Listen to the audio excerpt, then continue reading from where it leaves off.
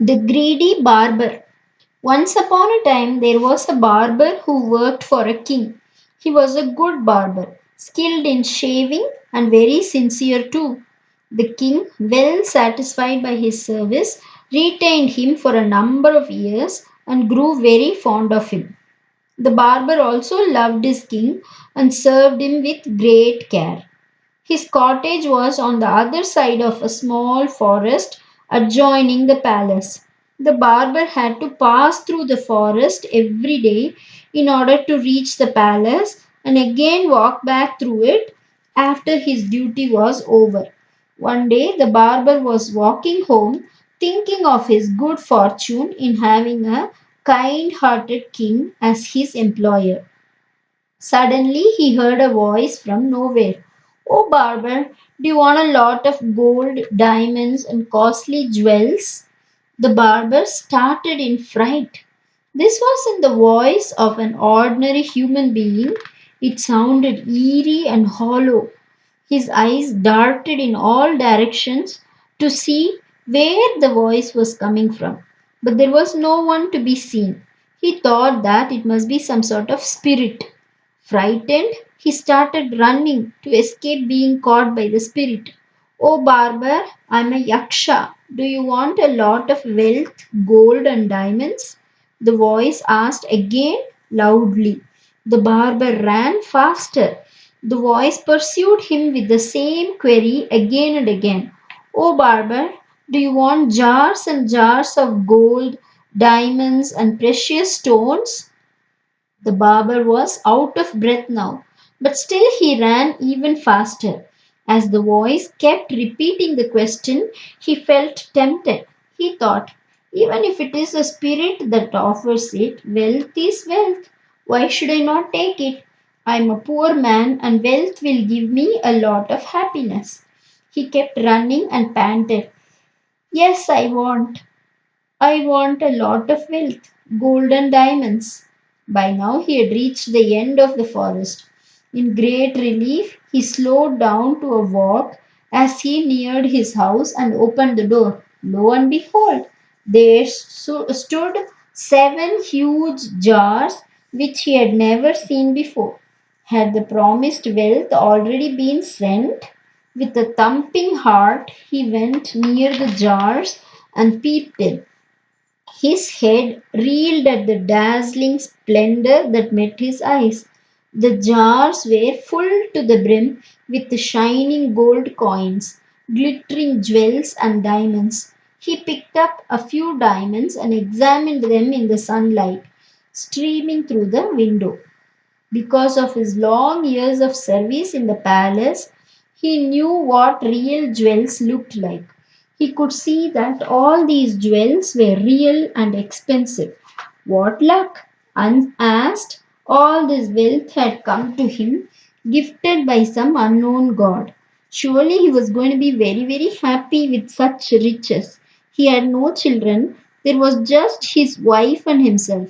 With this immense wealth, he would not even have to work. As he was thus musing and examining jar after jar, his wife came in from the kitchen.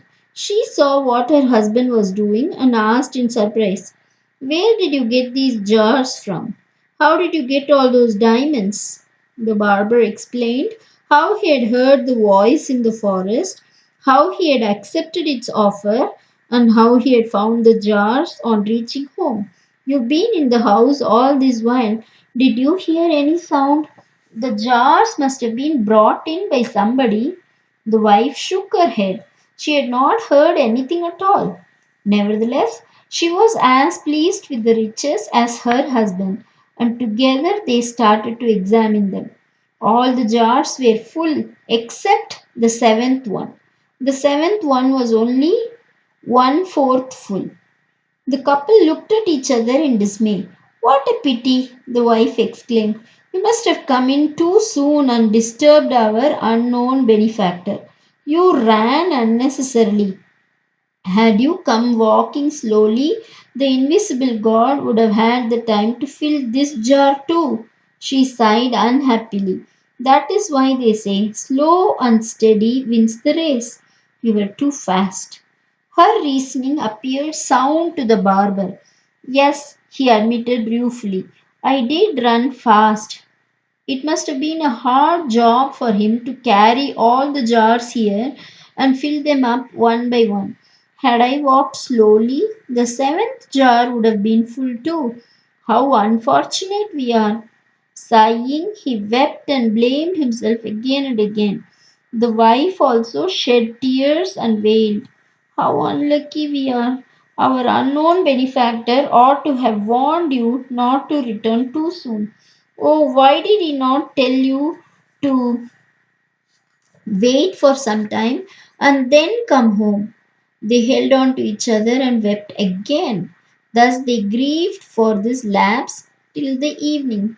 By the time they had both reached a decision, let us gather enough money to purchase gold and diamonds and fill the empty jar, they said. The barber then went to the king and begged, O king, we are poor and can hardly make both ends meet. May I request you to increase my salary? The king was surprised. He knew that the barber had no children and that his salary was more than sufficient for his needs. Still, as it was the first request made by his favorite barber, the king agreed to double his salary. The barber was happy. But at the end of 6 months, they still did not have enough to fill the seventh jar. The barber again approached the king with another request to increase his salary. The king was very puzzled. A second rise within 6 months? What was he doing with all this money? Looking at him long and shrewdly, the king asked, Another raise? In all your service, this is the first time you have started asking for more money. Are you filling the seventh jar of the yaksha or what? The barber was stunned. That was exactly what he was doing. How could the king know about the yaksha and the seven jars? Was the yaksha playing a trick on him? Troubled by these thoughts, he told the king the whole story. The king looked at him in pity and said, I suspected something of the sort. Or else, why should you, a happy, healthy man, be reduced to a pale, woebegone shadow of yourself? Do you think that the Yaksha gave you all this wealth for you to enjoy?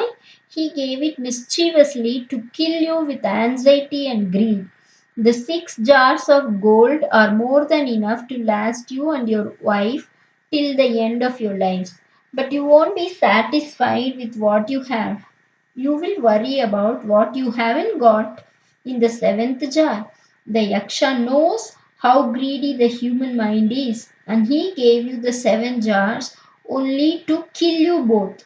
Can't you see how you have been suffering ever since you got these riches? The truth of what the king said went home, and in a sudden flash, the barber understood what had happened. He knew that he had lost his sleep, peace, contentment, health, and joy during these last 6 months. It wouldn't be long before he and his wife died of broken hearts. He entreated the king to help him escape from the Yaksha's clutches. The king said, If you want to escape from his clutches, the only way is to return the jars. He cannot leave the jars in your house unless you want them. Once he had asked me too whether I wanted wealth, just as he asked you. Instead of accepting it, I asked him a counter question as to whether he was offering the wealth for my enjoyment or my suffering. He did not reply. As I did not accept his offer, he could not bring the jars into my palace. Today, when you go home through the forest, shout loudly that you don't need his riches and that he can take back his jars. All of them will disappear by the time you reach home. The barber followed the king's advice and, doing what he had been told, reached home. When he opened the door, he found the 7 jars were gone. Now the barber did not grieve because a great weight had been lifted from his mind. His peace had returned. The greed took with it his worry when it went. He and his wife were happy and content once more.